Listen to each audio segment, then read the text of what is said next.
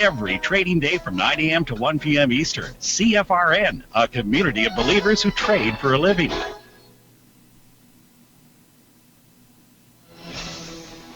Good afternoon, traders, and welcome back to the CFRN Emini Futures Cast.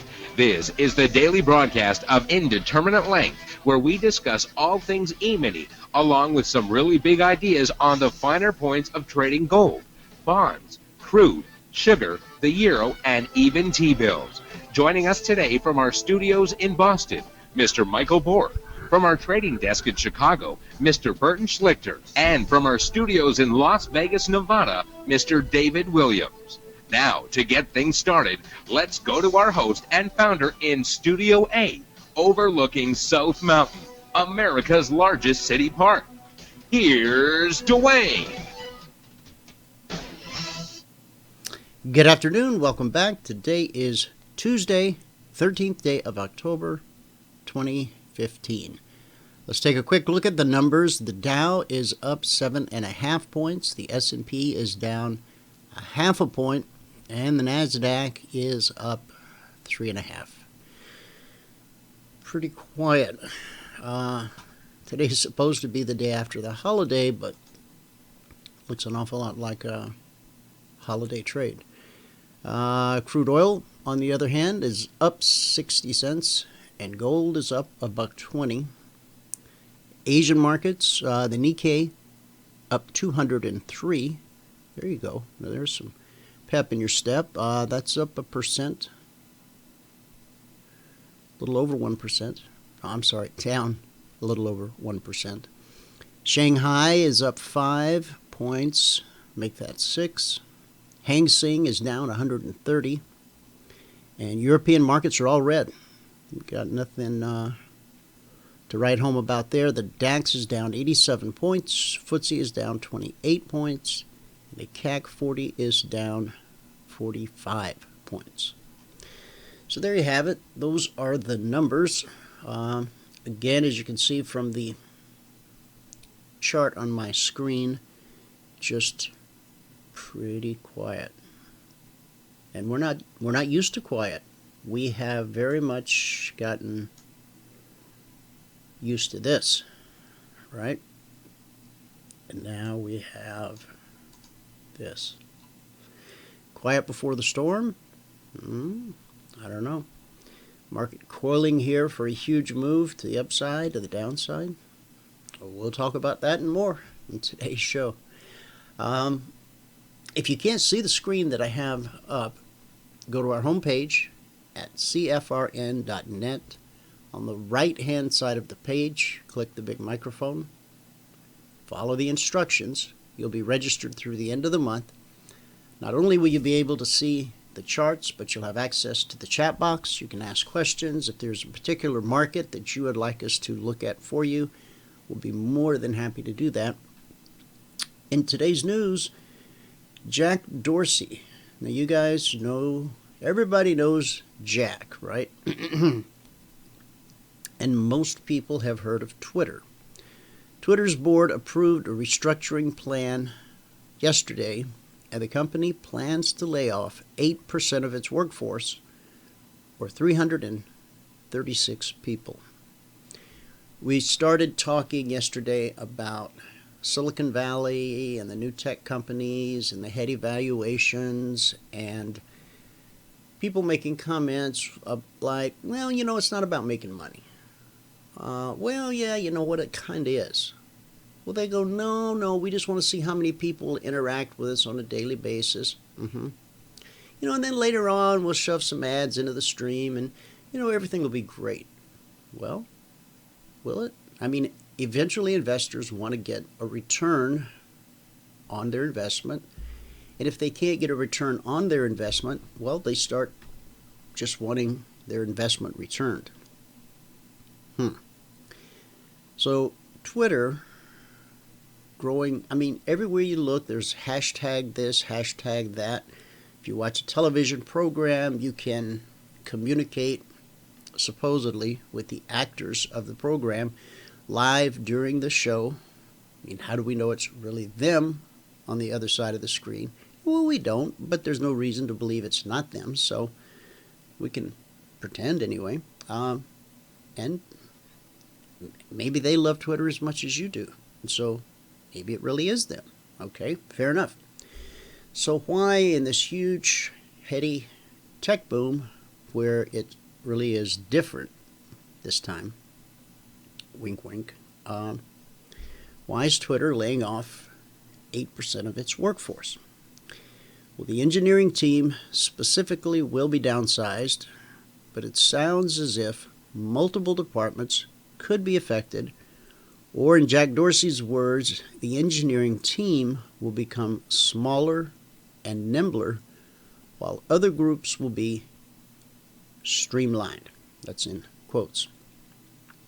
Twitter says its employees who are let go will be given generous severance packages that will cost the company $10 to $20 million. Now, again, that's real money. That's just not people interacting with an app. That's 10 to 20 million real dollars that came either from investors or from sticking a few ads into the feed.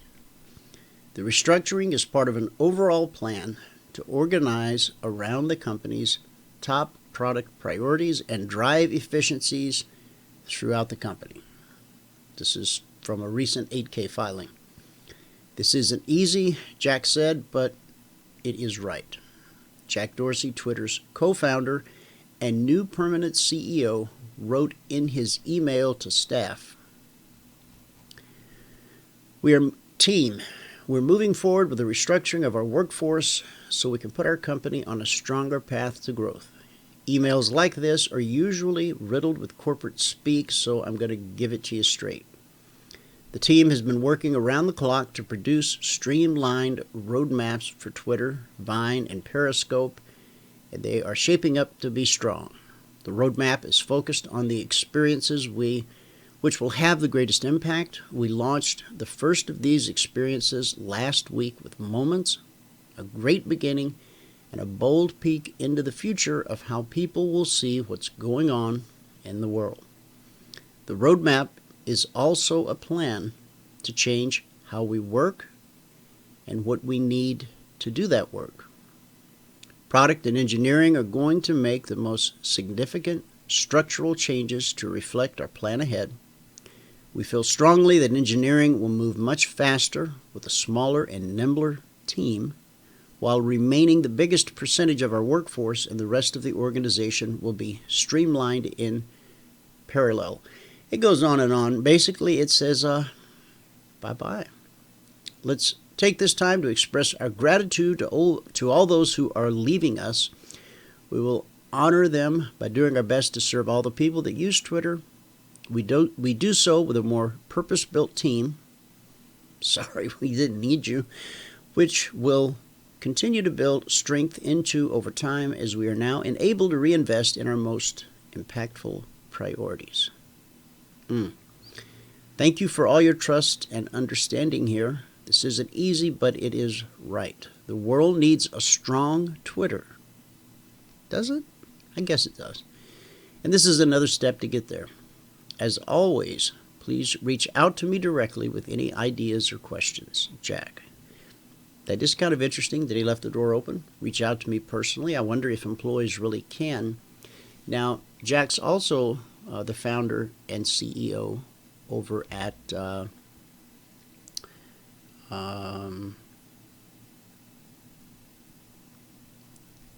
little square. I was getting ready to say the little square thing you swipe a credit card through, and that's the name of the company, Square. So, Twitter. Now, the Arab Spring, all of that, many world events have come to us, not just text, but video, pictures through Twitter. Certainly, they've made a difference in the world in which we live. For those who utilize it, there's still people on planet Earth, you could say Twitter, and they'd say, huh? What? Other people spend way too much time there. And some of us never really figured out how to use it. I mean, we tweet stuff out, but when somebody replies or retweets, what's the protocol? Are you supposed to acknowledge that or thank them or retweet their stuff? I don't know. I don't. Okay, the other big news is China. This is going to be uncomfortable. China released its export data for September today, and there's something unusual in the data that suggests the country's slowdown may not be the only reason for a 1.1% decline from the same time last year. A lack of demand from the rest of the world may also be a big factor. It shows that the problem isn't just China and that the rest of the world is also in trouble. Now, the Chinese economy has been experiencing a major slowdown for the last year or so. The government has been trying to transition its investment-based economy to one based more on domestic consumption. As such, the slowdown was expected as old drivers of the economy, exports and property investment, were gradually replaced with new ones like retail spending and the services sector. But the slowdown has come faster and harder than many expected, leaving the government without the wiggle room to enact crucial economic reforms. So, I bring you these two articles to point out that the two things that seem to have been holding the market up for so long, one, Silicon Valley and all the clever stuff, all the billion-dollar deals. I mean, every other day. Well, the other day we had a survey they had done. In the past year, there was $1 billion plus deal done on average every week for the past year.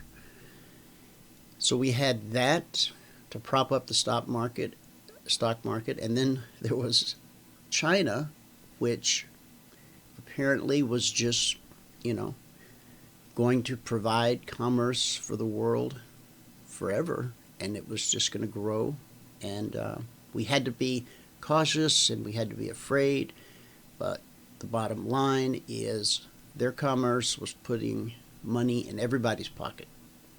Everybody was getting healthy, wealthy. Well, now we're getting wise. Now we're getting back to the same thing that happened in the original tech boom. Return on investment, revenue, something you can buy groceries with. And that's what we're not finding. So, if you have a solution, if you can solve this mess, please send an email or put it in the chat box, and I'll make sure it gets to the right people. All right, here's what we're going to do. Michael's going to pop in and do a recap of everything that happened in the live trading room today. When he's done, I'll be back with our good word for the day. After that, we'll take a look at some of the Concierge Trade Alerts from last night. And then at the top of the hour, we'll talk to David for his forecasts from the edge. So, Michael, if you're ready, we're ready. Okay, I am ready. Here we go.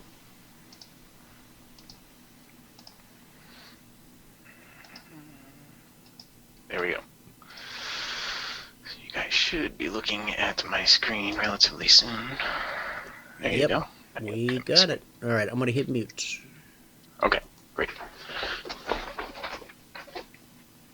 And I am going to hit record as soon as I find it. That's not where it is. There it is. All right, here we go. Good afternoon, everyone. Today is Tuesday, the 13th day of October, 2015. Now, let me start out by saying if you have not taken a free trial with us, you can take one at CFRN.net. In the right-hand column where it says register for a free trial, put in your name, put in your email, click on register for a free trial. When you do that, you'll be sent a confirmation link. You must click on the confirmation link. Okay, once you do that, then you will get all the information you need to take that free trial. All right. Now, our spreadsheet. To get to our spreadsheet, you click right here, View Live Trading Room Results. Click on that, and then right here where it says view our daily results spreadsheet from today back to January 2nd, click here, then just click right there, and there you have it. All right, there is the spreadsheet. Scroll down to the bottom, and down here is today. Today is the 13th day of October. All right. Today we made 9 ticks profit in soybeans. We made 4 ticks profit in crude, 8 ticks profit in gold, and 7 ticks profit on the ES. It took us 21 minutes and 4 trades to get to $127.50, and we took a total of 13 trades today. Okay. On the month, for the month of October, we are now up $2,992.50. That's over 9 trading days, and we're averaging $332 a day. $332. Okay. If you apply an $8 commission to that, you would be up a net profit of you'd be up a net profit of $1,528 if you applied a $5 commission to that. This is an $8 commission. With a $5 commission, $2,077. That's one contract, 2 hours per day. Okay. On the month, we are now on the year, we are now at $50,925 per contract. That's over 191 trading days, and it's averaging $266 per day per contract. Okay. That is one contract, 2 hours per day. That's where we stand so far this month. Okay. Every now and then I point out what these actually mean in here. What these are is if you added one contract per month, right now you'd be up to 10 contracts because it's the 10th month. So it would be $29,992.50 instead of $29,992.50. And this is just the running total with all that. Okay. Let's just go compare it to last year's. In October last year, we were at $369,957, but that was 10 contracts. So October last year, we had our best month of the year, 12,362. So October would have been 120,000 by itself. So if you subtract 120,000, it would be 349. Then add 29,000. It would be about 379, 378. So this year, we're still below last year, but we're not at the end of the year yet. Okay. Anyway, $277,435 a contract is where you would be if you added one per month. All right. Now let's get into the trades. In gold today. Let's see, gold. We had a few trades here in gold. Our first trade was right here. In gold, our first trade was right here. We got 1 tick profit on that trade. Our next trade was over here. I believe we got 6 ticks profit on that, putting us at +7. And our final trade was right there. We got 1 tick profit on that, putting us at +8. And that was where we ended the day on gold.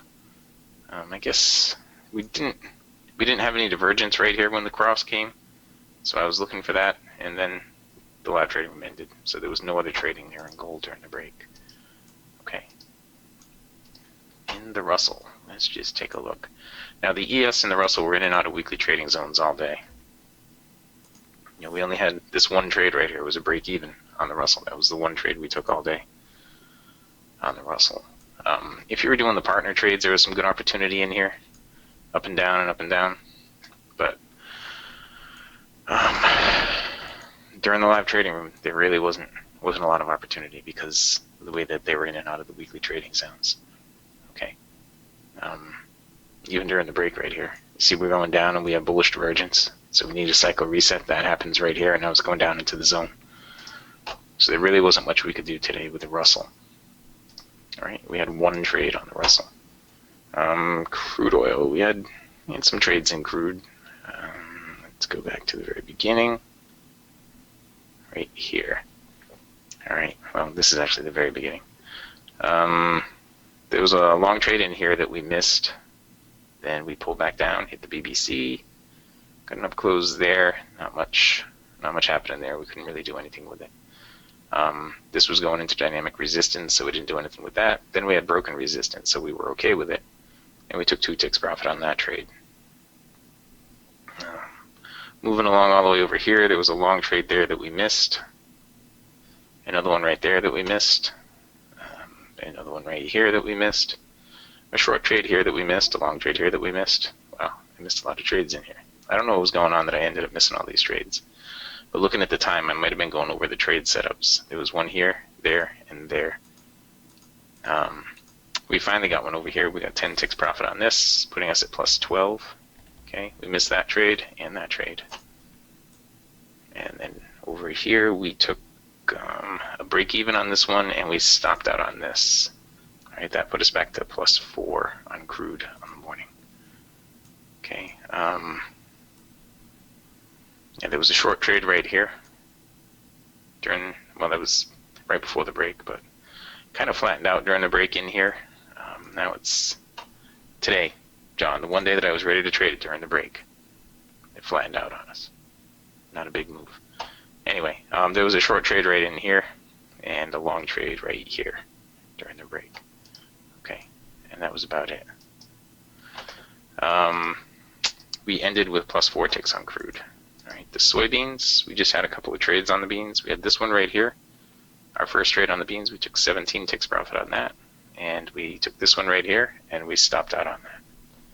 So we had 17 profit there, minus 8 there, put us at plus 9. And I didn't want to take this long trade right here because the cycle was flat and below the bias line.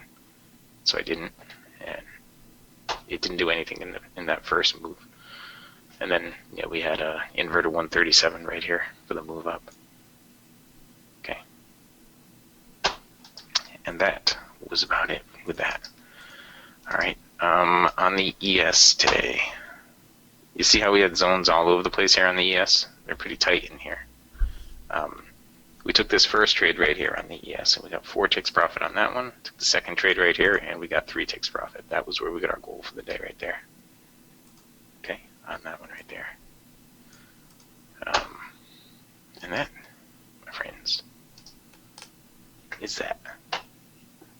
I do want to show you one thing here. Yesterday on the bonds,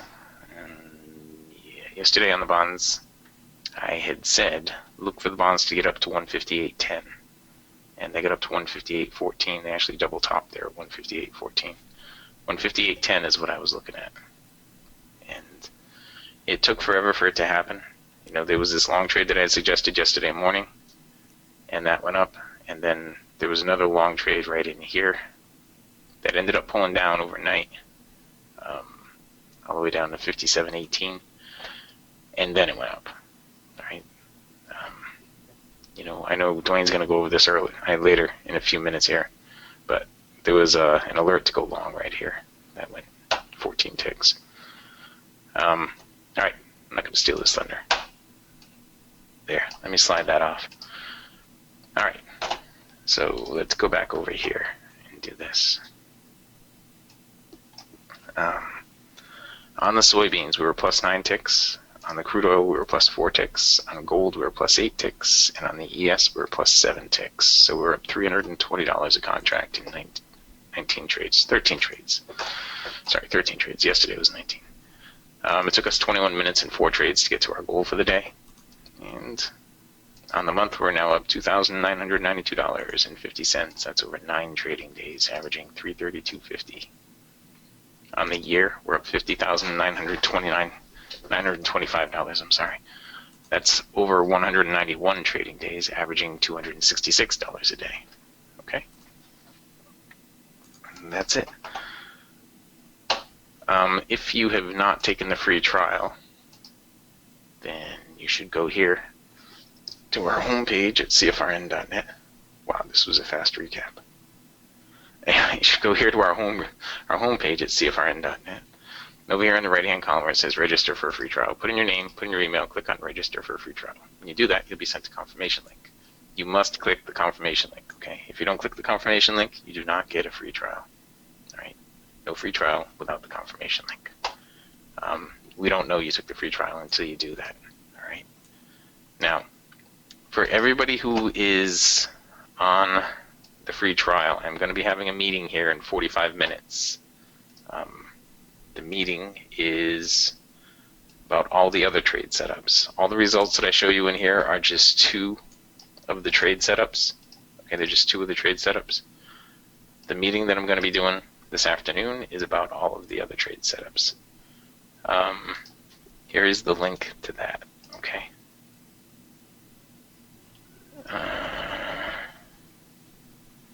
There you go. There's the link to that. All right. That is this afternoon at 1:15 Eastern Time. I'll be going over all the trade setups. In here, I just go over these two trade setups. Okay, bounces off the BBC and use rules for using a trend line when the BBC is not hit or the cycle is the wrong color. So they're both trend trades. This afternoon, I'll go over all these trades: the 137B, the inverted 137B, a 164, a 128, and the white bar trades. Okay, that's that. All right. Now, with that, we can head back out to Phoenix, if Phoenix is ready. I'm going to stop the recording here anyway. Okay, recording is stopped. Now, just have to wait and see if Phoenix is ready. And Yeah, I'll grab the screens in just a second. okay. All right. And in the meantime, we will be looking right over here. You see there's a white bar right there, and there is about to be an orange bar closing up right after it. Okay.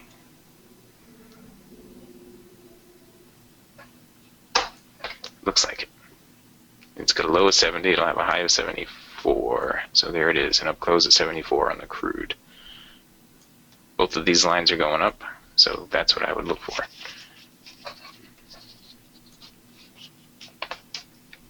Okay. And we'll just see what happens with it.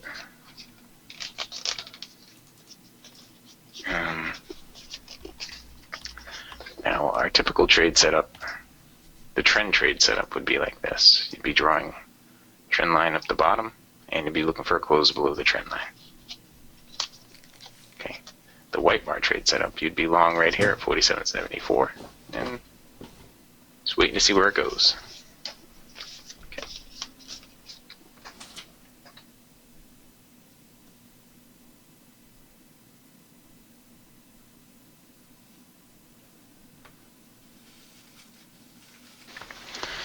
All right.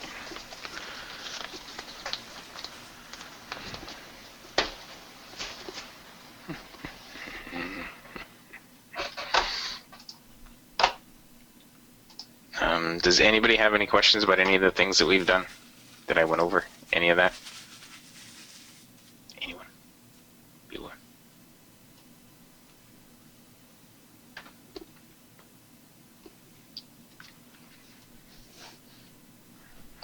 Okay. All right, so we'll just put that aside for right now, and we'll see if there are any other trade setups happening right here on soybeans. We have that. Over here on the ES, we don't have anything. On the Russell, it's going down into a weekly trading zone, so we don't have anything there. On the soybeans, you would be looking for an up close right here, 750 up to 850. Now that up close at 850 is going into dynamic resistance right there. It would be a momentum long trade going into dynamic resistance, so you got to be careful about that. Okay. Now, over here on this white bar, because that bar closed against it without getting 4 ticks in profit, you would dump the trade right here. Okay. And our regular trade setup, 73 down to 69, would be our regular trade setup there on crude. Okay. That would be our regular trade setup. So if you get a down close at 69, then you would anticipate it would get down here to 61 at least. Okay.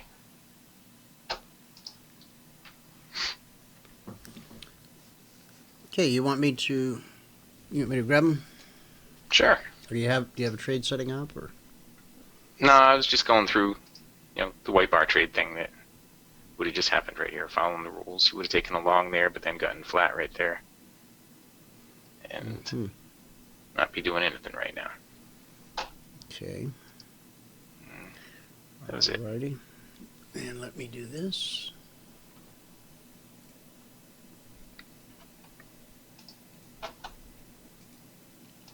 Guys, if you have any questions, put them in the chat box.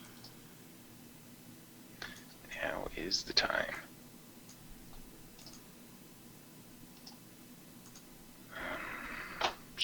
And everybody knows how to get you, everyone that's on the trial knows how to get to the meeting that you're having today?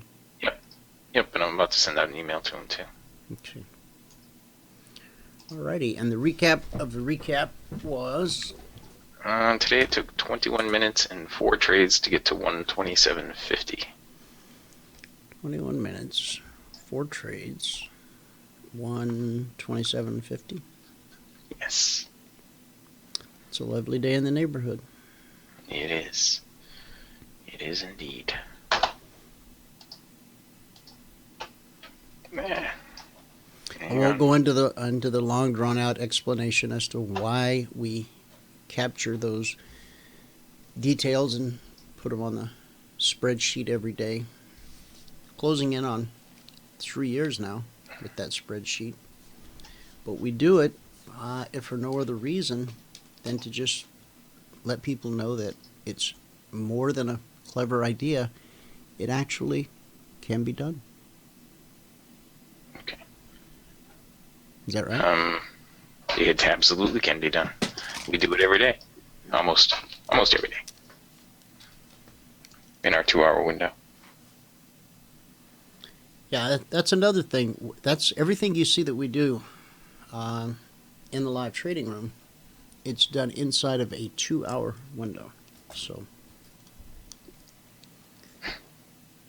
okay, I got the screens, so Okay. I'll take it from here. We're going to go to our good word for the day, and then we'll take a look at some of the Concierge Trade Alerts, and then by then it should be time for David to pop in from Page Trader. So if you have any questions for him, put them in the chat box. Let's see. John says maybe the bond market's trying to tell us something. Okay, well, we'll take a look at that. All right. Okay. Start thinking creatively. Okay, the first installment, the scripture was, hang on and I'll grab that, out of Genesis 1:27, God created mankind in his own image. Then yesterday, Proverbs 22:29, do you see a man skillful in his work? He will stand before kings. He will not stand before obscure men. Now today, from 3 John 1:9, John 3:19, Diotrephes does not acknowledge our authority. That's an interesting scripture. I have written something to the church, but Diotrephes, who likes to put himself first, does not acknowledge our authority. Not everybody is willing to think creatively, and where it becomes problematic is when people disregard the authority of those who have been put in charge.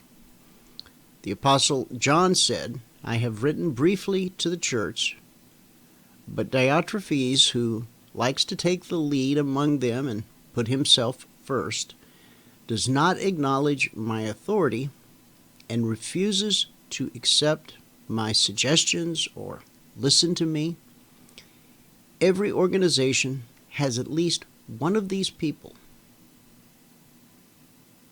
Every church group, every office, every neighborhood association has one of these people.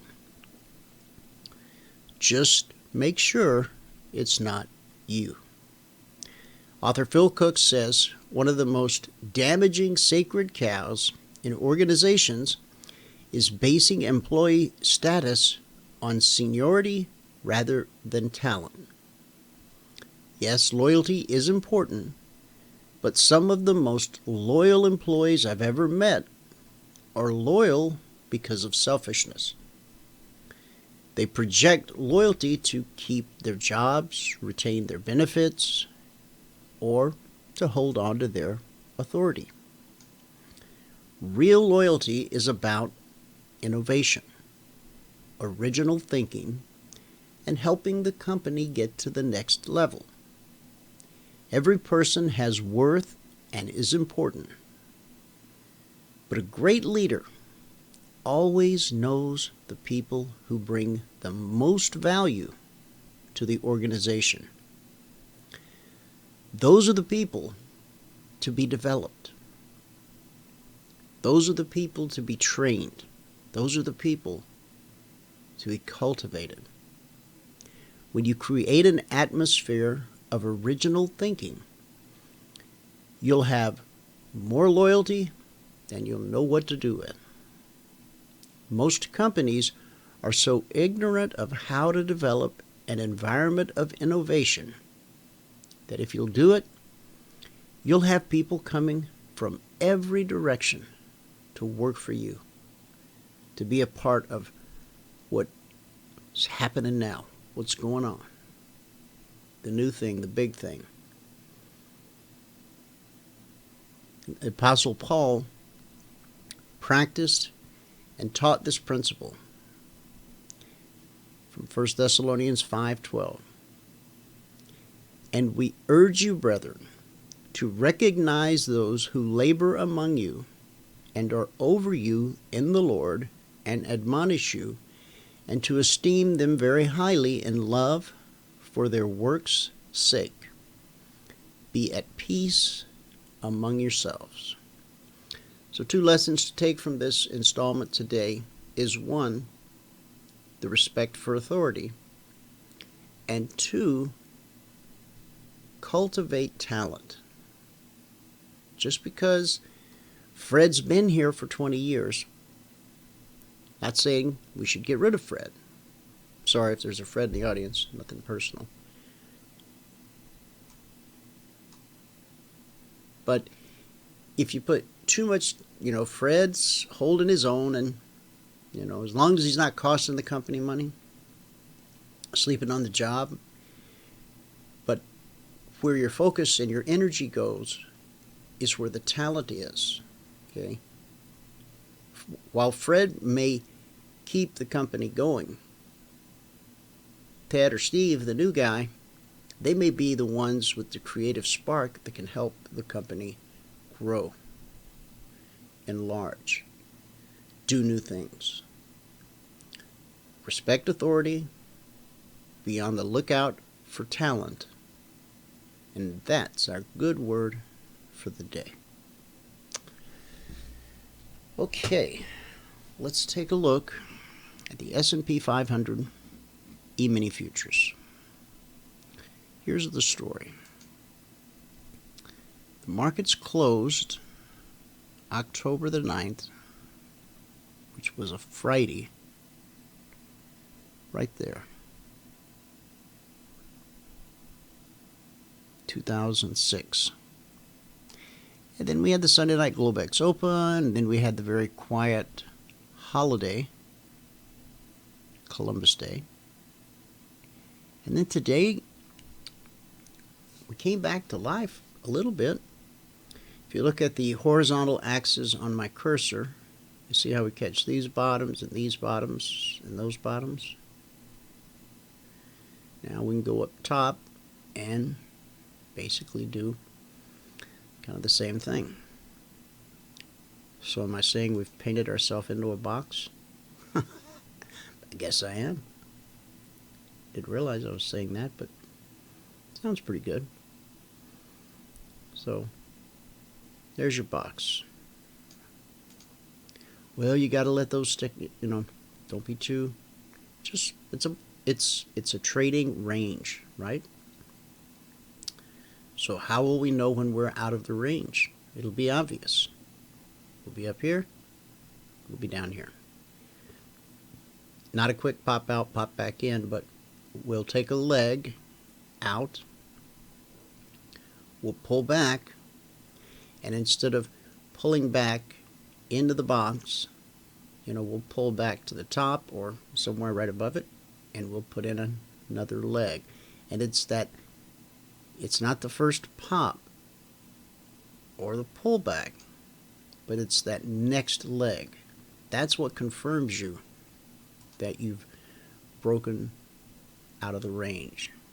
This, you've seen me draw this oh so many times.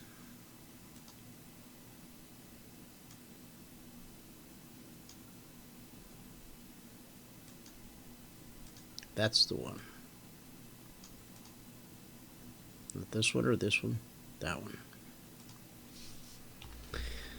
And so, what do? Well, make the best of what we have. So what do we have?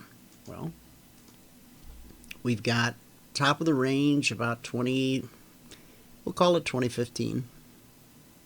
Although we haven't actually seen 2015. The swing high last night was 2014.75. Now we had a Concierge Trade Alert to consider being long above 2015, but again, we didn't get there. We got to 2014.75.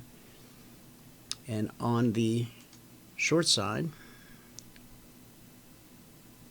we've got a low, bottom of the range, 1997. So 1997 to 2015, that's 18 points. So that's not such a bad range, okay? I mean, in fact, the average daily range for the S&P 500 for years was 18 to 20 points. I haven't looked at the average true range on a daily chart of late to see where the number lies. We could do that, matter of fact. Why don't we? Let's see, which chart here can we use? Can we use this one? Yeah. Okay, so we'll make this a daily.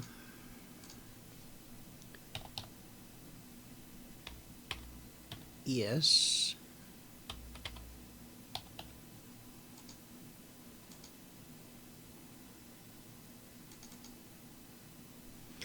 Now the average true range indicator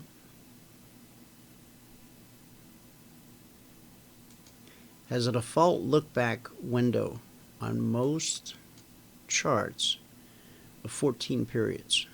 So if you're on a 5-minute chart, it's going to look at the last 14 5-minute candles. An hourly chart, the last 14 hours.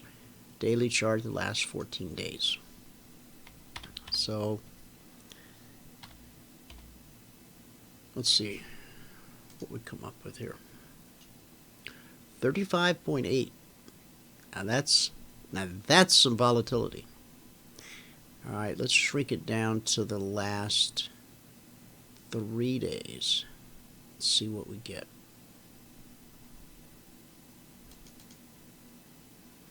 Because Friday was quiet. Yesterday was quiet. Well, that thing cut more than in half, 15.2. So there's 5 trading days in a month. Let's take a look at the last 20 trading days. Now these are Globex trading days, not real-time trading hours, or regular trading hours, RTH they call it.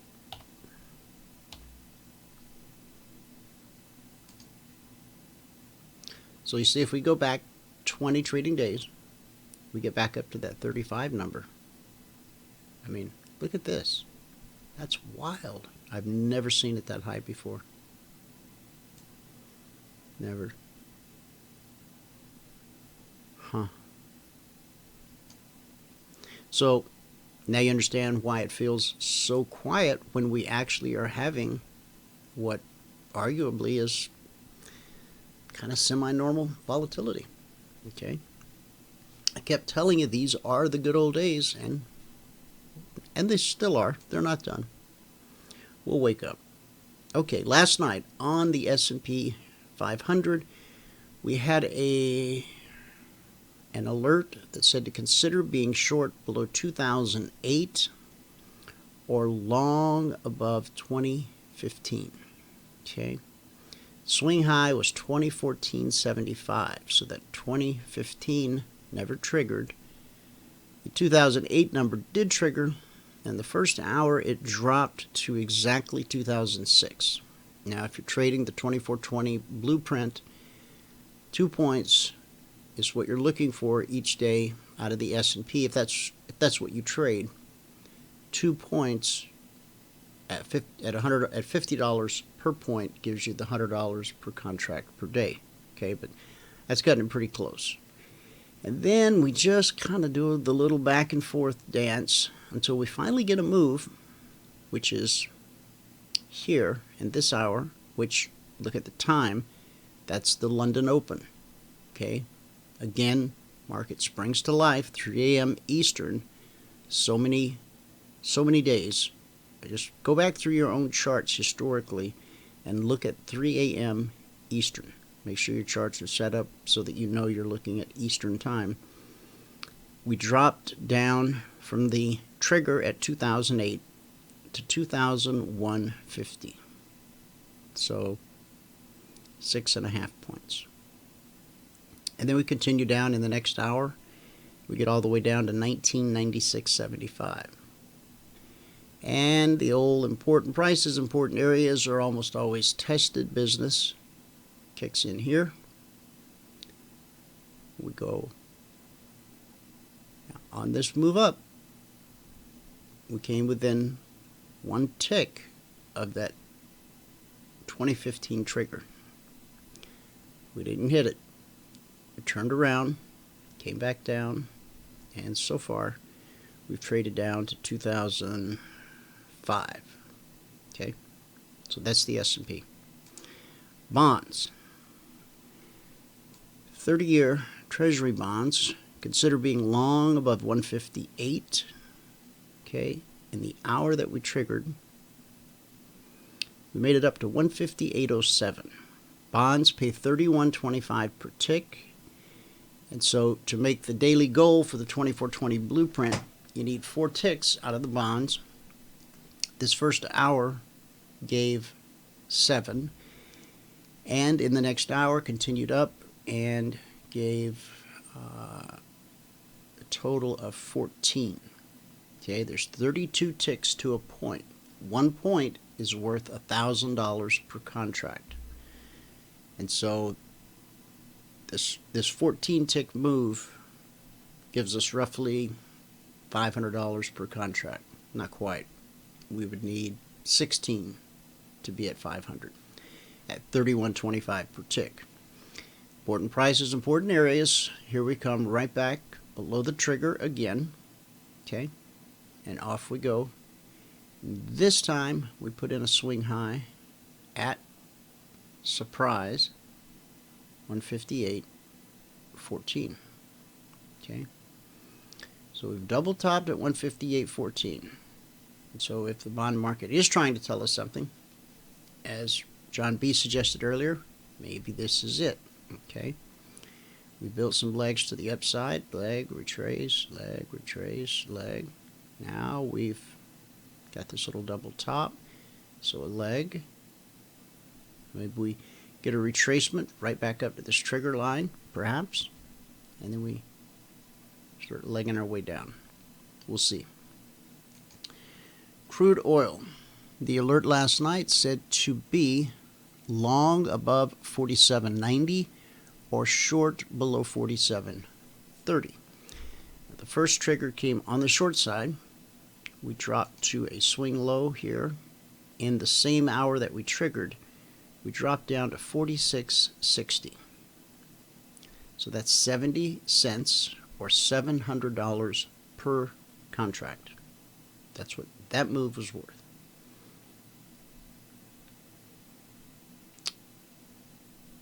Price gets back above the trigger. Important prices, important areas. Okay. And once it gets back above the trigger, it closes at 47.04. So arguably there's 20 to 26 cents in there. And then we trigger on the long side, 47.90. We put in a high at 48.41. So that's 51 cents. Now, crude oil pays $10 per tick. So that's a $500 move. Okay. So great volatility in crude oil. I mean, you just can't argue with that. That first trigger came in at 5 a.m. this morning. Okay, this big move to the downside. And then the big move to the upside, which was spread over 2 hours, that was during the 9 a.m. and the 10 a.m. hour this morning. Okay. The euro is just a snooze fest. If it doesn't wake up soon, I'm going to pull it. Let's see, 60 long above 11,425. So we got nothing. Swing high was 11,422. And short below 11,320. Nothing. So we have an official no trigger day on the euro.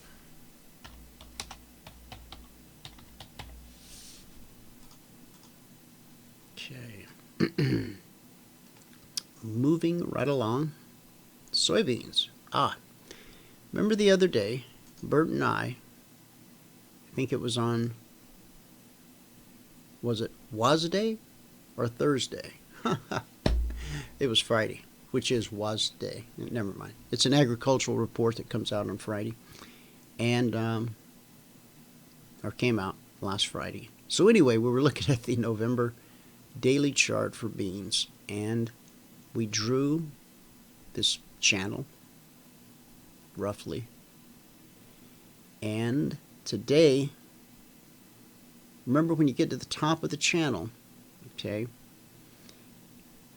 once you get to the top, you expect to return back to the middle or to break out. I mean, you're going to get a trade one way or the other.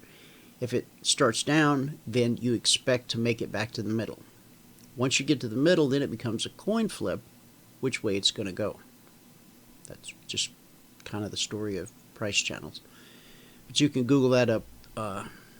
It's common, just basic technical analysis type information. All right, so let's look at it on the, here we go. And let's put in our horizontal line. Okay. And so last night on soybeans, we had suggested being long above 890, which is right here.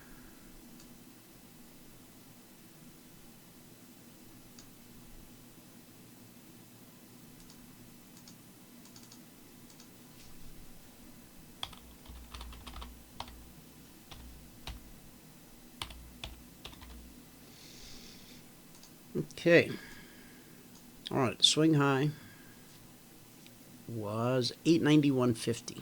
Now, we need to see 892 in order to be done for the day. And 892 is right here. So on the first move up, we didn't get the 8 ticks we were looking for. It gave us 6. Now, the 2420 blueprint, if that's how you're trading, at 4 ticks, your stop goes to break even. So you're covered there. And then it's on this move here that you catch your 2 points for the day. And for those of you that trail your stop, you know, some of you at, I know, at $100 per contract per day, boom, you're done. You're happy, you're gone. The market did keep going, needless to say. In fact, we have put in a wow, our big bean number.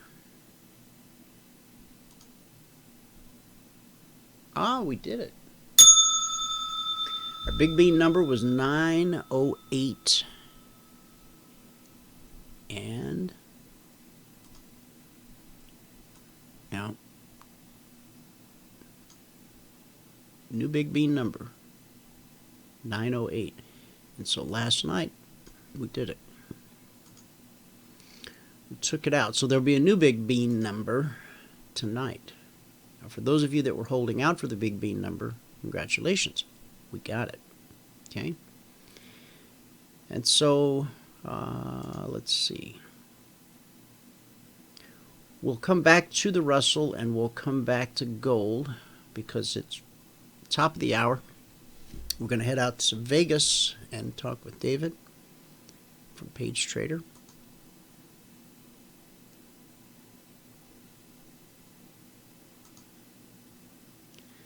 So stand by.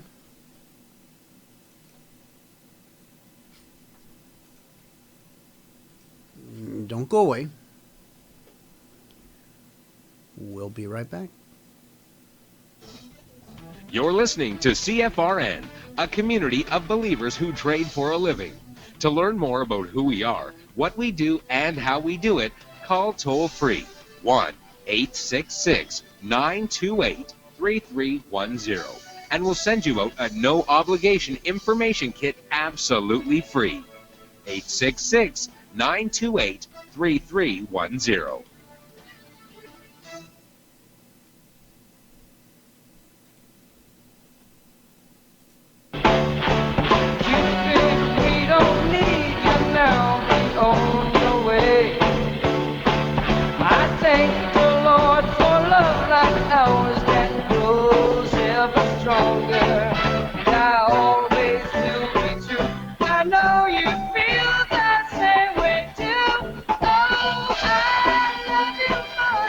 Good morning, Dwayne.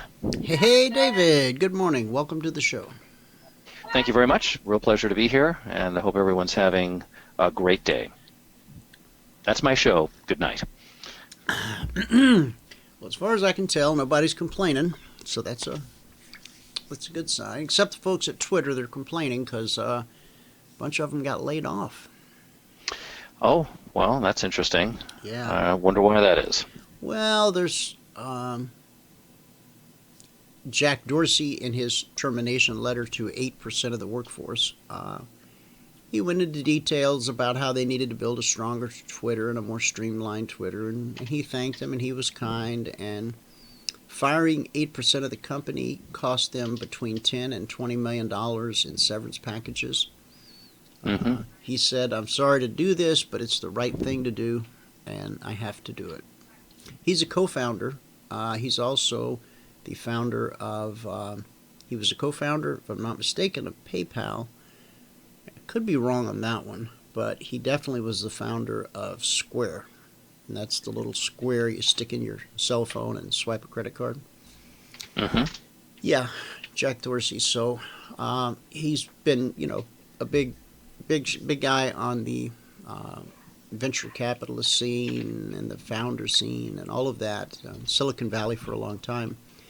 He was recently installed. He's not only the co-founder of Twitter, but he was recently voted in as the CEO or made CEO.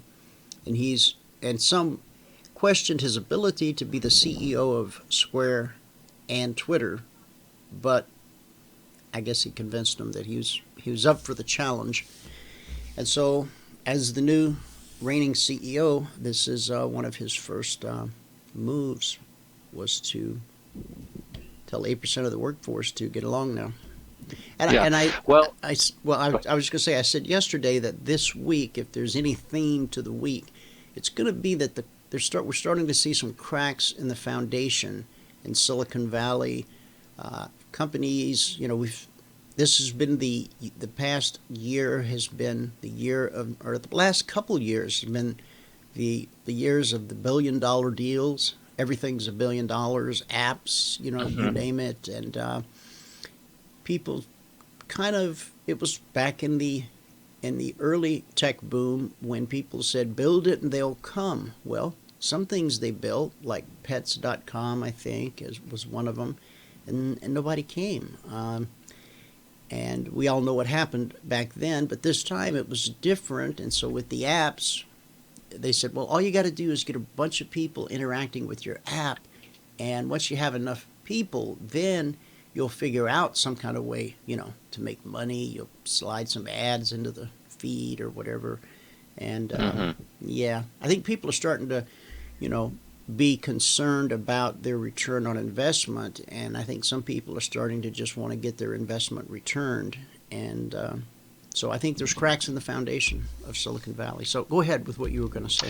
Well, I was just going to say this. This goes back again to whether or not this decision is a correct decision or not. I don't know, but what I've said about CEOs for a long time. Now, every CEO is not perfect. This is, they're all individuals. They each have a set of conditions and a set of talents that they can put into play.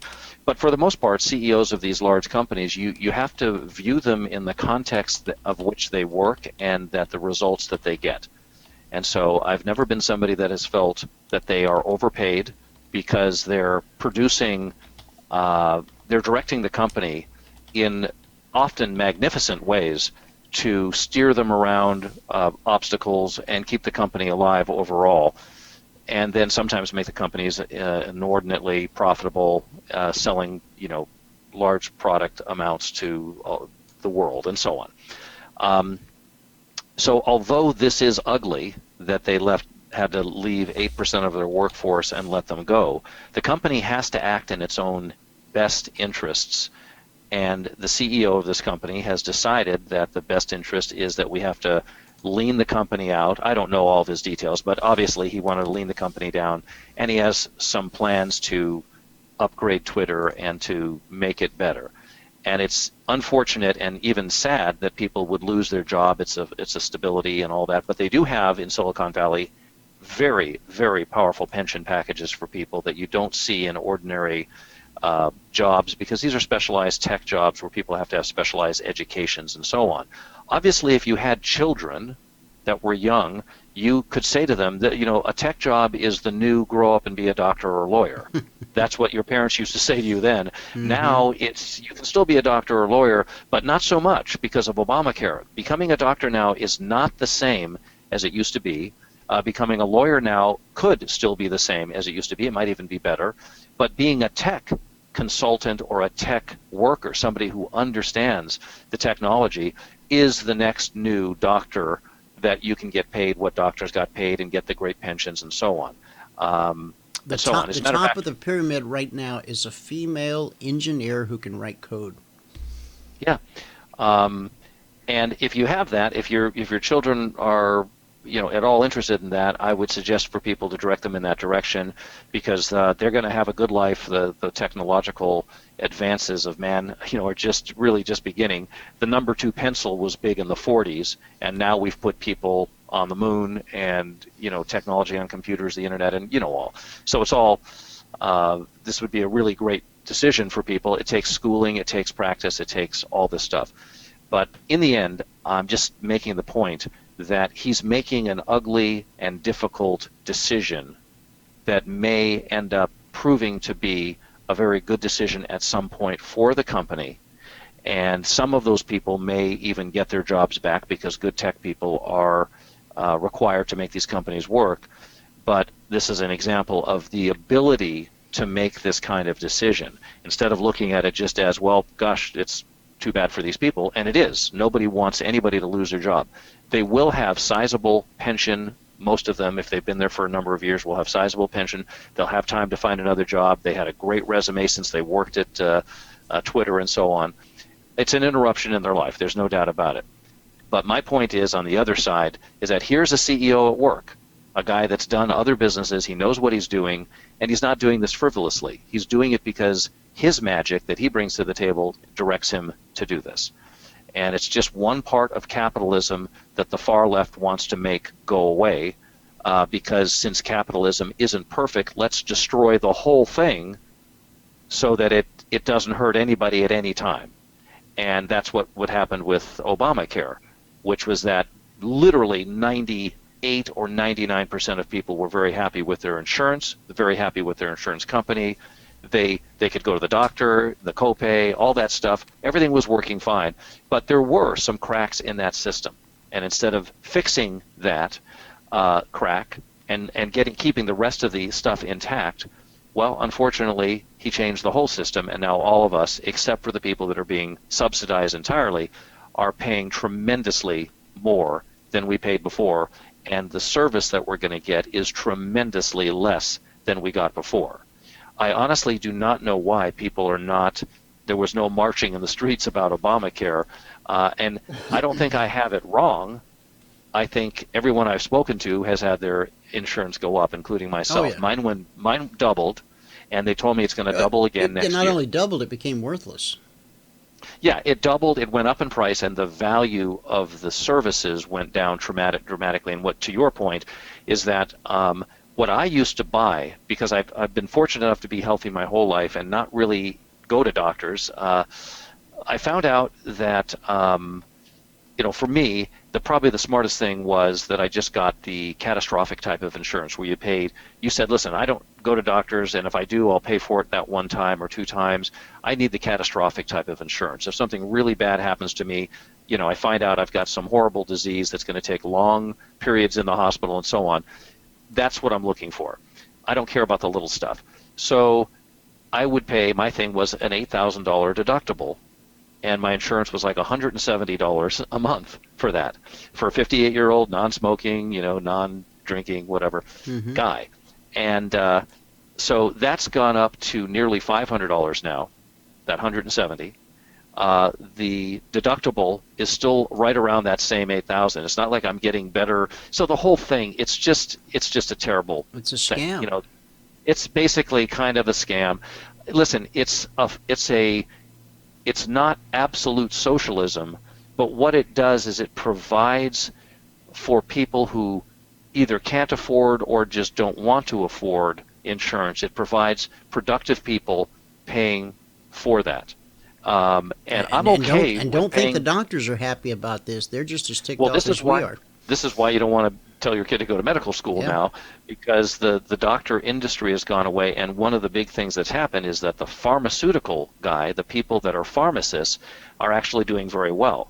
I know two. Dane, my partner, is a licensed pharmacist. He doesn't do it anymore. He's full-time with us, but he was a pharmacist, and I have another friend of mine who is a pharmacist as well, and he does very, very well.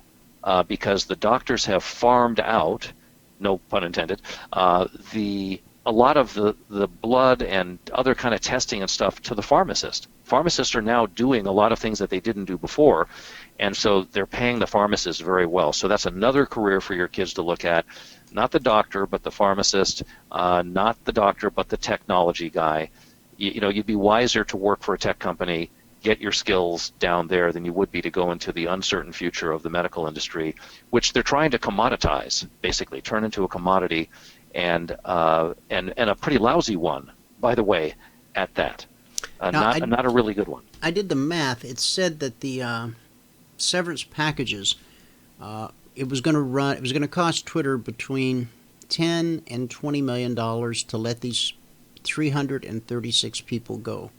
So I went with 15 million as a number, and I took 15 million and I divided it by 336, and so that works out to $44,642 per person. Yeah, that's a handsome severance package. It really is, and I'm sure that more senior, higher paid individuals, got more than the secretary or the office assistant that was let go, but still, I mean, the average is $44,000 per person, and that you're right. That's they say. I read somewhere yesterday in San Francisco, you can't swing a dead sock puppet without hitting an overpaid tech worker. Right, they're not overpaid.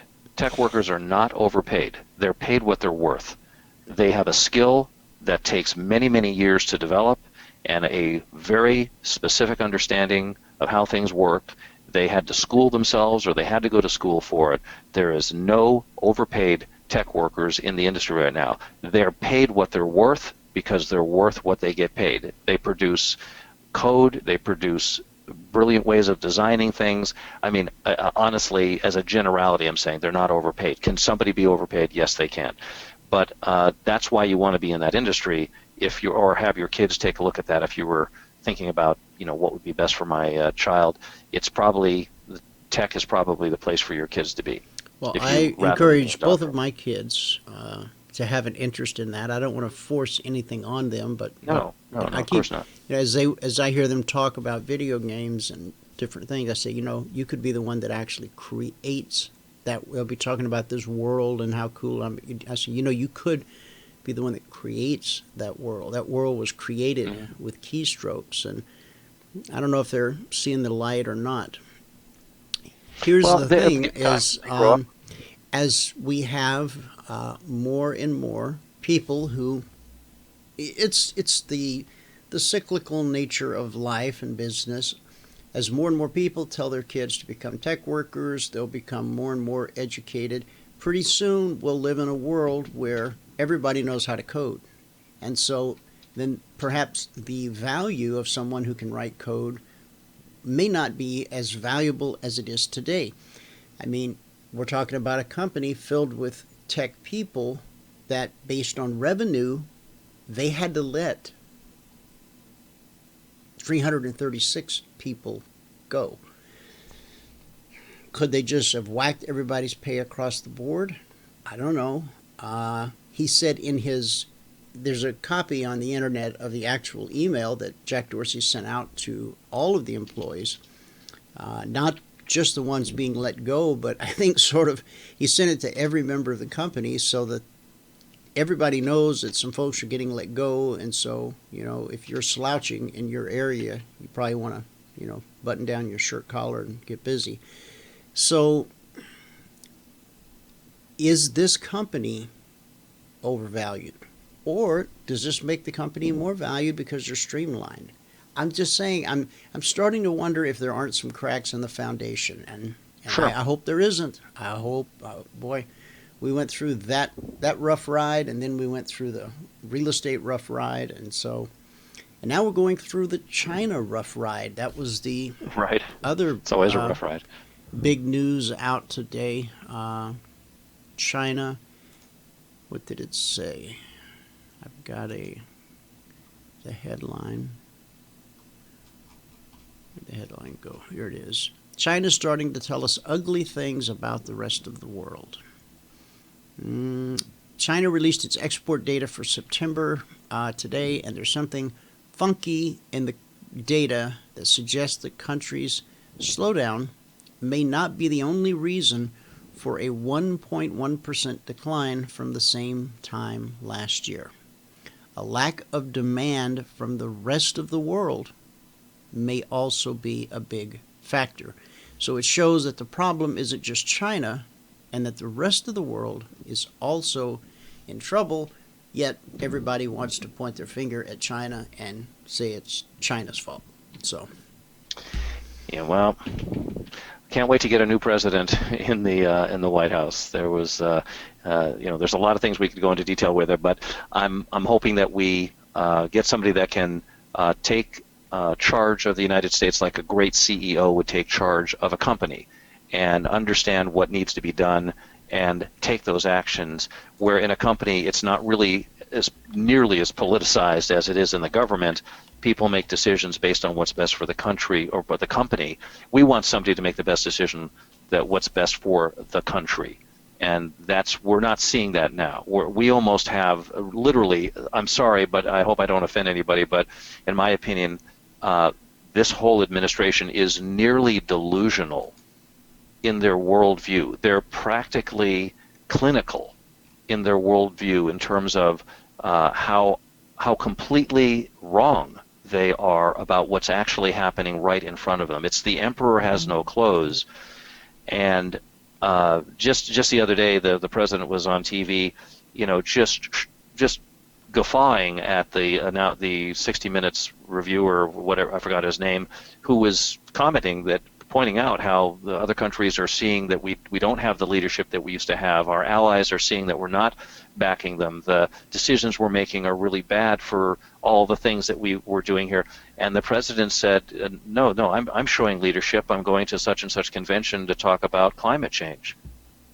And you just want to slap your hand to your head and think, what? I don't have a comment about that. I can't even comment on it. It's so far out of the box. And he's dead serious. They're in another world, and America was so strong and still is it's not in good shape, but we can come back from all this. It was strong enough to withstand this type of abuse and this type of neglect of the Treasury, neglect of our allies, neglect of all these different things. We've just had 8 years of kind of a form of a bad parent, bad neglect, that kind of thing. This, if there were such a thing as when people take people's kids away from them because they weren't raising them properly and they weren't clean and they weren't bathed and they weren't given proper food, this president should be taken away.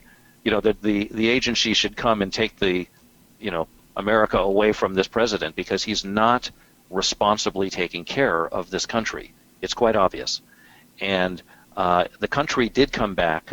Whatever you want to believe that the job situation is, the country did come back from a pretty bad job situation. We still have very high unemployment. The numbers, that's built into the thing. We're at 5.4%. It's really more like 13% or something, some high number. But and so there's some small gleams of hope here and there. But this is just the wrong guy for this job. That's just what it is. If something really bad happened, he doesn't know what to do, and something really bad has happened. ISIS has happened, and so many other things have happened. He's just not the right guy, and we need a great CEO for the United States of America. I'll say this: President Barack Obama may have some great skills that he can apply in specific areas, but as the President of the United States, he's done a really poor job. I would put his presidency at or below Jimmy Carter's in terms of what he's actually not messed up.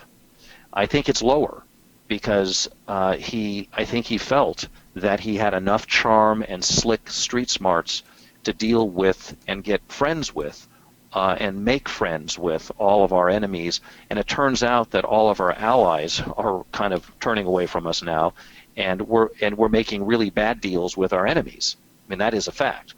So we need a great CEO for the United States of America. We need somebody that'll get in there and sees what has to be done, and in a non-political way, get the business done and get America back on track before it's too late.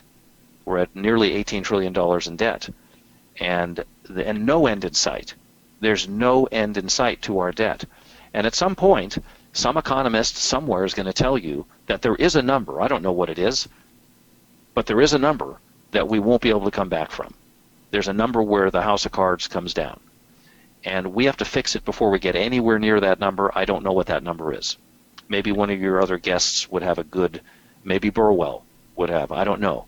But someone has a number that they know that if they understand the economics of the United States of America, that if we get close to that number or exceed that number, bad things happen. Just like when a person has, debt problems in their life and then they tack on more debt and then they get to a point where there's just no coming back from the whole thing and the whole thing collapses. They go into bankruptcy and all that. Well, there's a number for the United States as well. We need to turn all of this around. Somebody has to fix this because this administration not only isn't capable of fixing it, they're also not capable of stopping the damage that they themselves are doing. They keep coming up with new ideas, better ideas to abuse the national treasury, to waste, fraud, abuse, socialism, all their angles that they're coming at. America didn't get here on those kinds of things. America got here on a very, very strict self-responsibility type of environment. And people say to me sometimes, they say, well, America's changing. Everything goes through changes. Yes, I agree. America is changing. We have Bernie Sanders up there, who's an avowed socialist, who has hundreds of thousands of people, millions of people perhaps, that really love what he's talking about.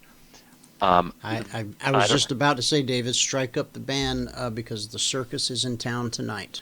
Yeah, they're here. Exactly. Are they there or are they over here in Las Vegas? Let's see. Watch the first Democratic presidential debate Tuesday at 8:30 p.m.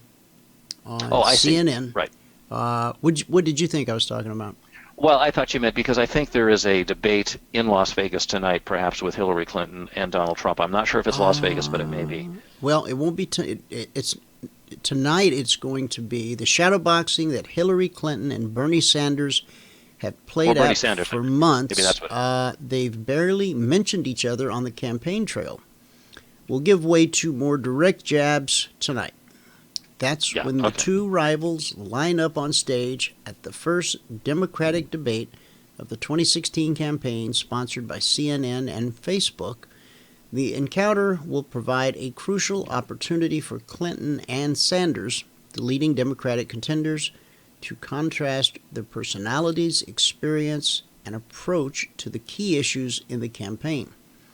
Though Clinton and Sanders have rarely mentioned each other's name, they are clearly reacting to each other and their rivals' potential weaknesses.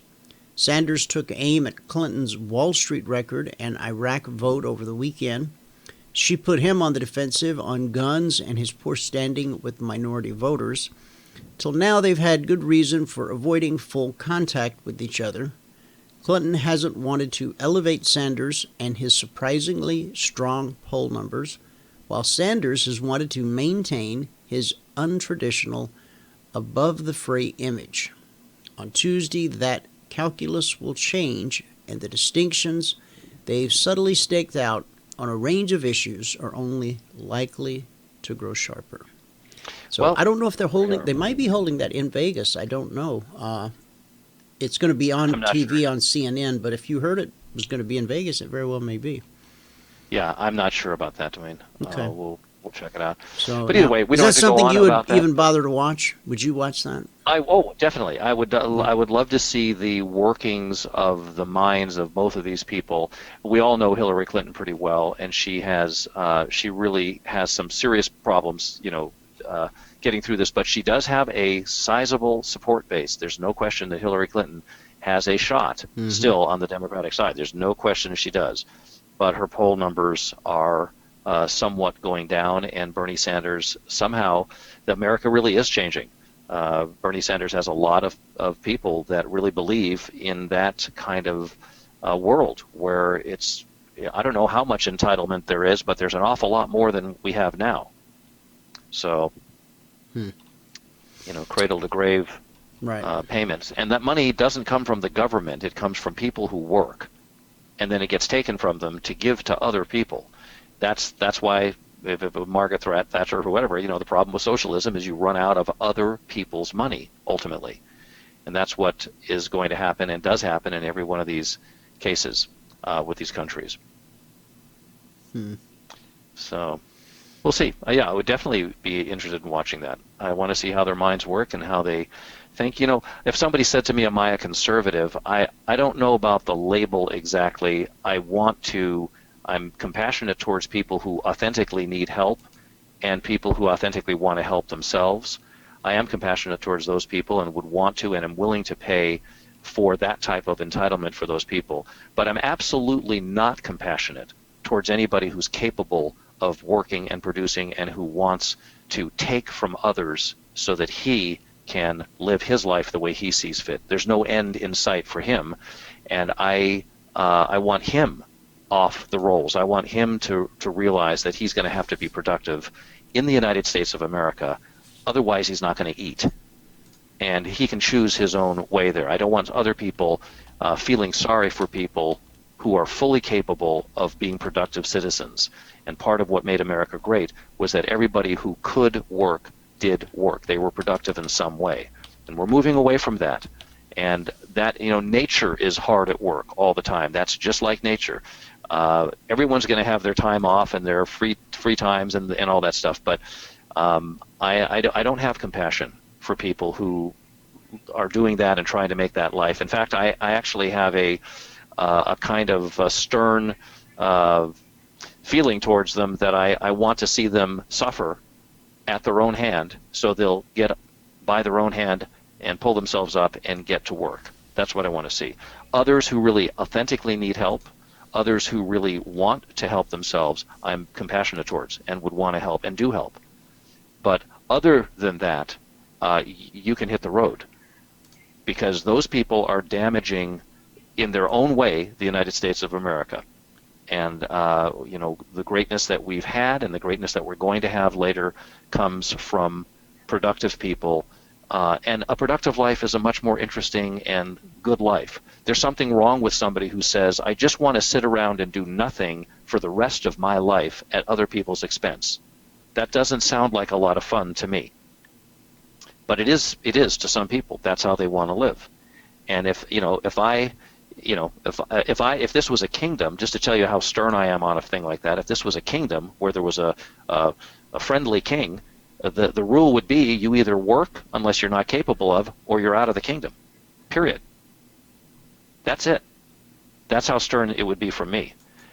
So I feel really strongly about that because everyone can produce. And I told you before, we've done a lot. My previous work that I did involved utilizing people at Opportunity Village. And these are people who, in many cases, can't even properly use a wheelchair. They're so handicapped. And yet every day they're showing up at Opportunity Village to do productive work for companies that needed products to be done a certain way, and they were able to do it, and they got a great sense of satisfaction out of doing that. It literally brings tears to your eyes to see these people working hard and wanting to get there.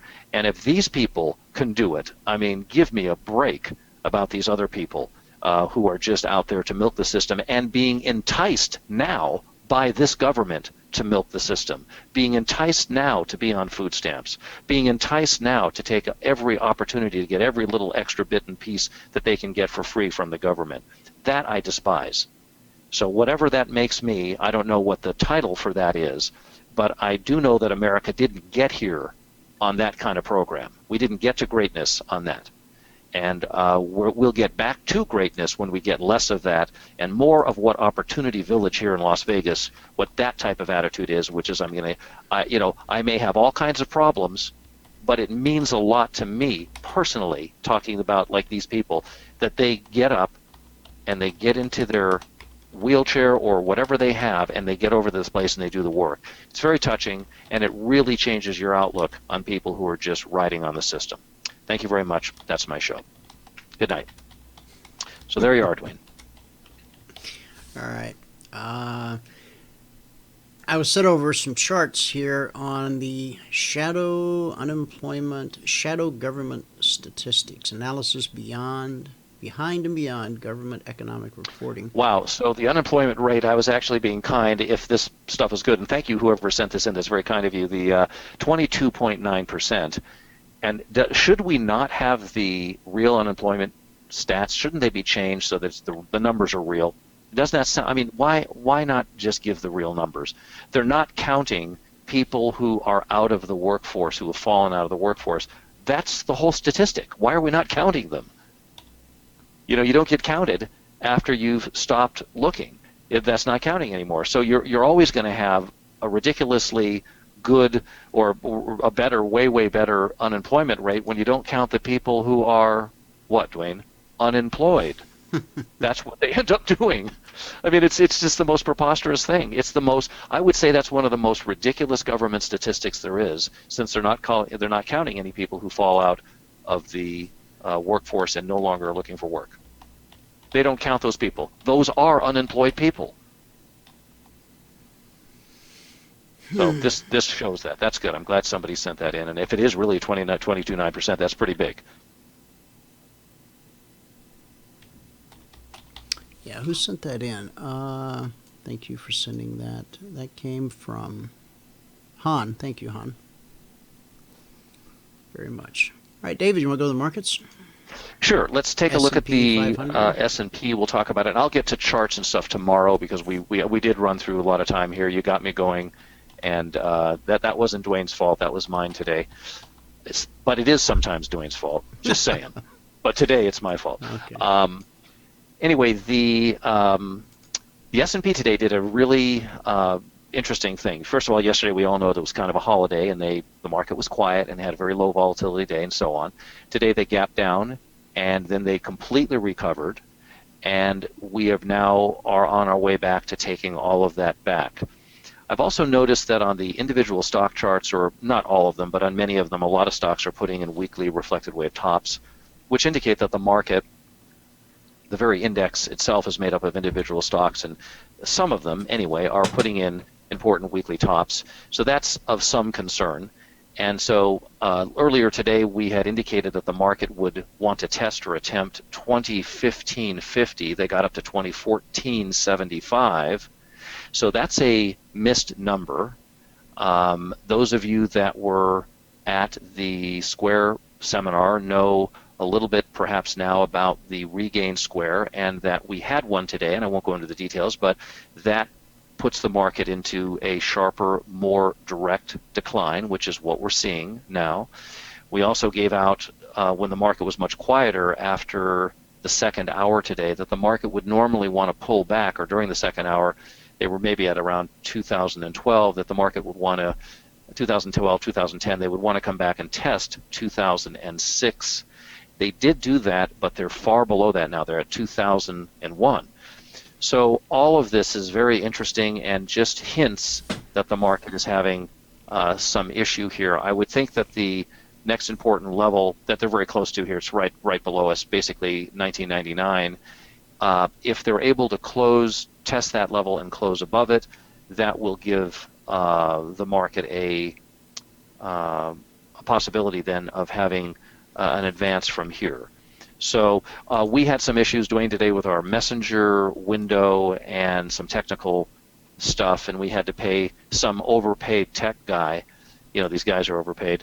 We had to pay him to try to fix it. Kind of joking there about the tech thing. Anyway, we had to pay him to fix it, and it's not quite fixed yet, but I didn't have my full attention on this. But we can go through a few of the other markets as well. I just have a few minutes here if you want, and I'll just kind of blast through a couple of them that might be of interest. Tell me which one you want to go to.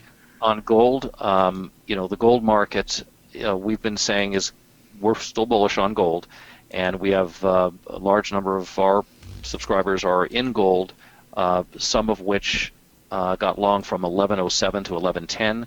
Today we're trading at 1165. All this has been put out many, many times. We believe higher prices are coming, and today's action in gold also was interesting. This is an interesting set of conditions that gold presented. They sold off, and as long as we close, and again, those of you that came to the seminar may already have figured this out, but as long as we close today above 1154, which is very likely, and continue daily closes above 1154, leave the market in a much stronger position, which is what we would expect to see under this set of conditions, leading to higher prices in gold. So I'm excited about that. I'm not against saying that because this is part of a forecast that we've put out for some time, but we've already reached 1168.60. We are expecting higher prices still from here into November. So I won't give out the numbers yet because it is a current trade underway, but I will tell you that it's somewhat substantially higher than where we are now that we would expect into the month of November. So here we are in the month of October. The December bonds, I'm just keeping an eye on that. I don't have anything particularly important to say about that right now. I will say this, that if December bonds does not touch or trade around, I can tell you this, that the number that we think is important for December bonds during this week is, in worst case maybe next week, but really this week, is 155.15 to 155.20. Now, there's nothing magic about that number, but they attempted to get to it last week. They went down to 155.26. And on the scale that we're looking at this, which is a 3-day chart, missing it by 10 ticks is no big deal. But I really would like to see, I think it's a preference, I'd like to see the market test that level before we make our next larger judgment about the next set of conditions for the bond market and what we would do with it. That's 155.15, 155.20. They came within 10 ticks, but I'd like to see further test of that level. The euro is in an interesting position, and we may end up... 155. Oh, okay, so that was back on September 25th? Yeah, well, it was just last week. Okay. They just last week, if that was... Well, no, that wouldn't be. That would be in October. Yeah. I know you're on a shorter-term chart here on the hourly, but... I am, right. The last week they went down and tested that. So... Okay. I show 155.24. That was on Friday. Okay. Is that... Well, I may have the number. On our chart, it's showing 26, but I'm not concerned about it. It's... Okay. Gotcha. It's close to the number, but I'd still like to see them hit that number. The actual low was 155.26, but that was just on Friday. There may be something further back, but go ahead. Yeah. One other number I would like to see them hit. This is a little bit of a kind of an oblique thing, but in crude oil, the market, I'd like to see them go down a little further and at least make a test or an attempt at 46.10 to $46 and even something like that. Not necessarily today, but maybe into Thursday or something. I'd like to see that. Now, if we do see that, what that does for us is it helps us. I think that's probably the normal position for the market at this point. And if they do go there, then we will have an opportunity to say a lot more about the crude market. We could put together a nice trade based on that. Excuse me. So there's a few markets that we're looking at. Coming back from the seminar and so on, it takes a couple days for us to get back into the saddle, so to speak. You get a little disoriented being away from the markets. Anybody that Dwayne or anybody else, you travel for a few days and then you start looking at markets again. It takes a few minutes, at least for me, to get my head back around it. And we certainly did have that issue here. The British pound, one of the trades that we gave out on October 7th was that if the British pound, we wanted to see the British pound continue to advance, but we wanted to see the British pound close daily below 153.50. And if they did that, then the thing was a short for a 100 pip decline to 152.50. And they did go up. They tested 153.50. Were not able to close above it over the last 2 days, and then today we slammed down pretty good, and we went to 152.50. Today's low has been 151.94. So that was an interesting completion, or an expected completion. There's a few other markets. The euro is interesting to us. We may be able to put something out for our subscribers on that for a little bit of a larger move.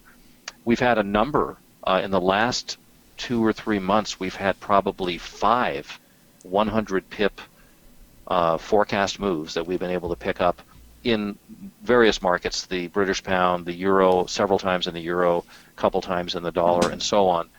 And I'm thinking that, although that's not a magic number for us, 100, but they've worked out that was the case. So we're thinking there may be something similar to that working up in the euro right now. So we're working on that today. By the way, the debate is at the Wynn Casino in Vegas tonight. Well, there you are. So that'll be interesting to see.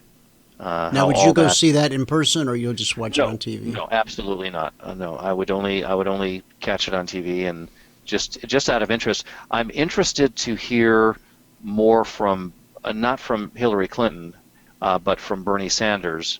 And I want to. Do people just call him a socialist, or does he stand up and say, "I'm a socialist"? I believe Bernie Sanders is very happy if you call him a socialist. Somebody can correct me if I'm wrong.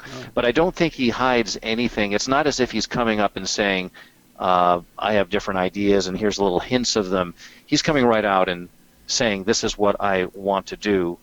And again, just in the same way that Donald Trump has attracted many people like him because he's willing to be unscripted. We've had 6.5 years of a highly scripted, highly carefully couched words that can later be backed out of. It's so political and so all that. Here's two people, Bernie Sanders and Donald Trump, who are both willing to state very bluntly what their positions are in certain ways. Donald Trump to say non-political things that you would be surprised, like I'm going to ship back 11 million people and we're going to take care of that. Just bluntly, just say it. Bernie Sanders, bluntly saying that he's a socialist and so on. I think the audience is ready for that type of bluntness because we've seen such a polished bunch of crap over those last 6.5 years. Yeah, this political correctness thing's just been a nightmare. It's just been a nightmare. I mean, everyone is sick to their stomach on it. Now, listen, Dwayne, it's 10:45. All right, buddy. I take all the blame for today. I'll be back tomorrow. We'll blame Dwayne for dragging it a little long, but tomorrow we'll try to get to the markets a little bit sooner. Sounds like a deal. Thanks very much. We'll see you. All right. Take care, Dave. Bye-bye. Okay, let's pick up where we left off. We got as far as, we covered soybeans. Huge up day. We're going to go to the Dow, which is a huge quiet day. In fact, let's see if we even triggered. On the Dow, it was long above 170.60. 170.60. All right, let's draw the line. 70.60. Now we need in the Dow 20 points to hit our daily goal. If that's the market that you've chosen to trade.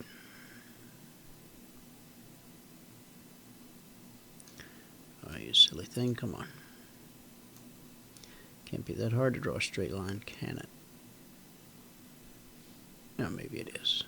Maybe it's harder than I give it credit for. All right. So 170.60.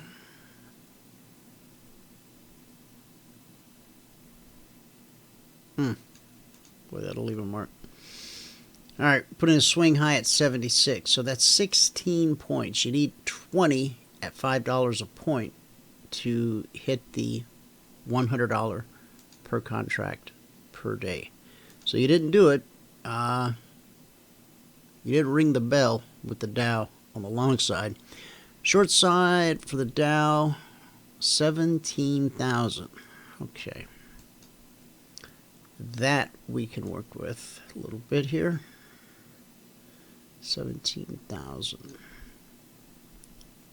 And almost a straight line. 17.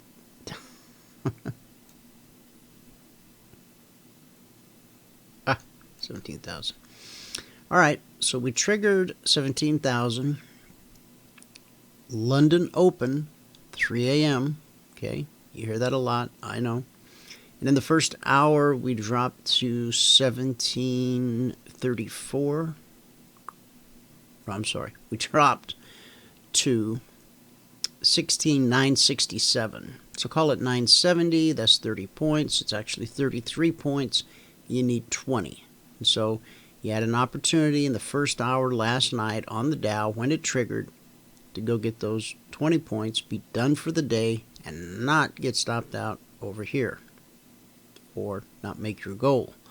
No reason to get stopped out, but to not make your goal. Okay. That first little pop there was good for all of 8 ticks. So, all right, and so then the swing low, after we triggered a little sideways, we actually got down to 16,920. 16,920. So that's an 80-point drop, and the Dow pays $5 per point.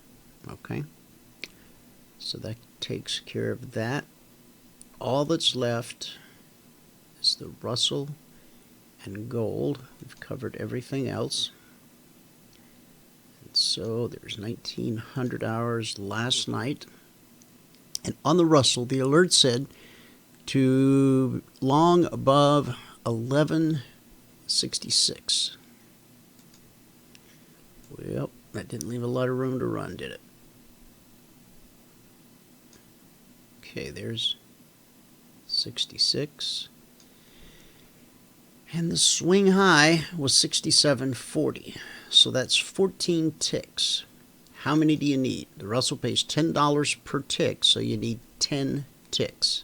So this move gave us 14.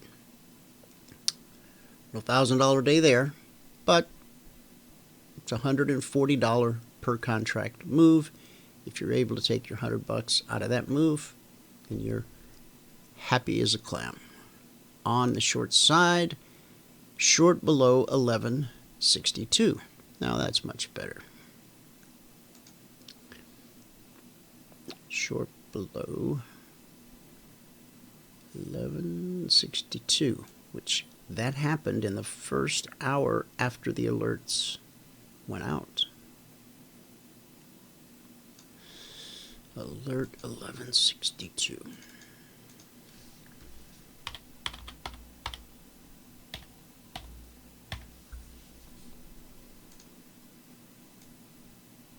Okay.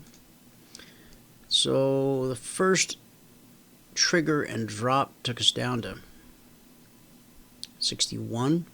So that's exactly 10 ticks.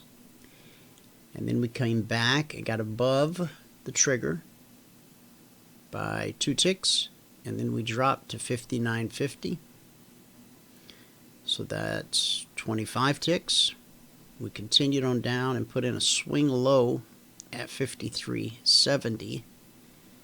And so let's call that 54. So that's about an 80 tick move all the way down, $800 per contract. Unfortunately, I can't get you out right at the exact swing low. I can get you in, get you set up with a hard stop, teach you how to trail a stop, right? You're going to have to let the market take you out with that trailing stop, okay? All right. Last market. Oh, this is that daily chart we put up on gold the other day where we had these 2 windows of opportunity, okay?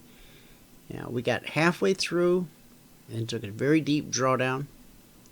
And then we finally poked our head back up in there. We got through that window, and then we said we wanted to be flat in between 63 and 72 because that's a worrisome area because of this. But if we can get above 72, then we like being long up to 92. So that's a $20 moving goal, and that's worth $2,000 per contract. So keep your eye on that. Now, last night, not much to write home about in gold. We said, and after having some, like yesterday, there was $1,000 per contract day in gold, 106 ticks. But last night, we said to be long above 1166, and we got up to 67.20. So does that give you enough room to get your 10 ticks? Barely. That was a 12 tick move. Okay.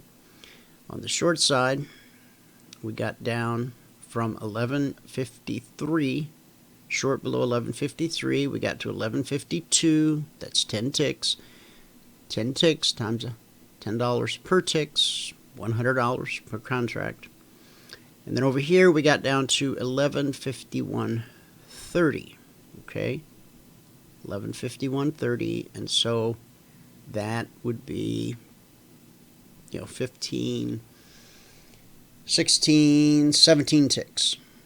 So the potential for $170 per contract. So no big moving and shaking in the world of gold. So we covered the gold, covered the Russell. Most excellent on the short side. If you got your money early, you did good. And you actually had a chance to grab it on the long side as well, just not as much of it. And on the Dow, short side was good, a little stingy on the long side. Soybeans, monster move to the upside. Euro, flat, we had no trigger at all. Crude oil, beautiful move to the upside, beautiful move to the downside. So either way you traded it. If you traded the short alert or the long alert, you were more than able in the hour that we triggered on the short side and in the hour that we triggered on the long side, more than ample to get your points for the day. Bonds, nice day in bonds, okay? From 158 up to a high of 158.14, okay? That's 14 times 31.25 per tick, but of course you only need 4 ticks and you're done for the day. And the S&P 500, short below 2008. The first move took us to 2006. Then we jockeyed back and forth and put in a swing low here at 1996.75. No trigger to the long side. The trigger was up at 2015. We got up to 2014.75. And so that's it, guys. That is a wrap. Guess I'll see you all at the debate tonight. Burwell has left, but he said before he left, Bernie, is very willing to say he's socialist and does so often. Very good. Casey says, we desperately need to rid this country and world of professional politicians / lawyers who just write laws with no sense whatsoever the impact on our economies and welfare. It is time now to stop the nonsense of giving rock star status to politicians. Well, I think politicians are always going to have a little bit of rock star status going back to the days of kings and queens. Let's see. Dwayne, I promise I'll not post any more messages at least today. But man, wake up the audience. What's going on? Casey, brother, we're glad to have you as a part of the audience. Well, we've been waking up the audience to what's right. And by what's right, I mean what's right. We're now in our second decade. So we enjoy and appreciate your comments very much. David, thank you. And thank you all. I want to thank each and every one of you for tuning in today. If you haven't taken advantage of the free trial, do it. Go to cfrn.net/apply. Okay? You'll be able to log into the live trading room. You'll be able to watch us trade live 2 hours a day for 5 days. Use our platform, use our indicators, use our strategy. By the end of the week, you should have a pretty good idea as to whether or not what we do can work for you. Okay? Is our method of trading proper for you? Now, just because we trade on a 4-tick range, the methodology that we use and the indicators that we use will work on a 4-minute chart or a 4-hour chart or a monthly chart, a weekly chart. It doesn't matter because the markets are fractal. That's really important to understand. So hopefully you get a hold of that.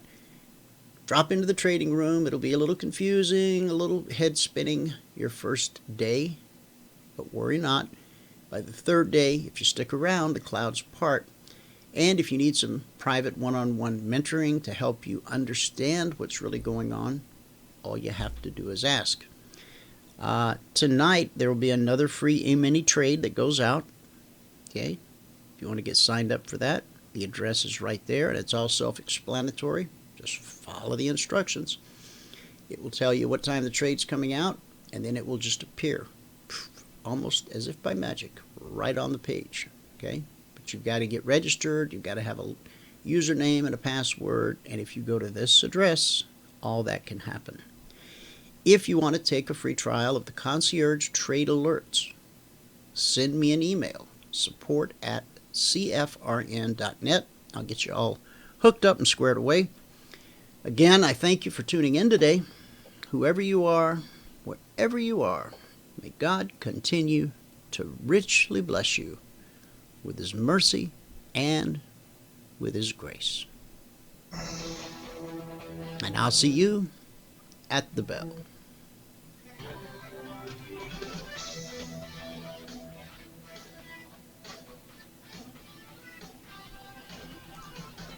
Remember this, there is no greater return on investment than to see a human life changed and given hope.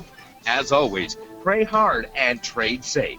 Any financial information discussed on this show is simply the opinion of our host, Dwayne Reeves, his co-hosts, and guests. To learn more about trading Emini Futures or to take a 1-week free trial in our live trading room, call 1-866-928-3310.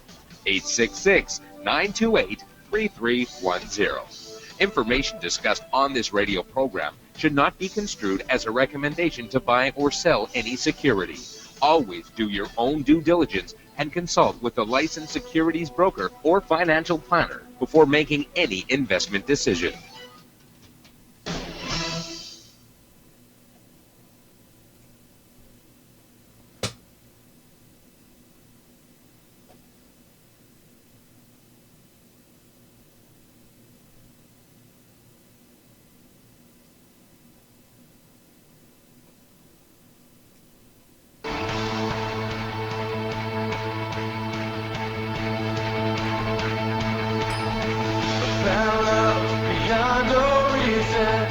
Welcome to another inspirational teaching by Pastor Brian Houston, Senior Pastor of Hillsong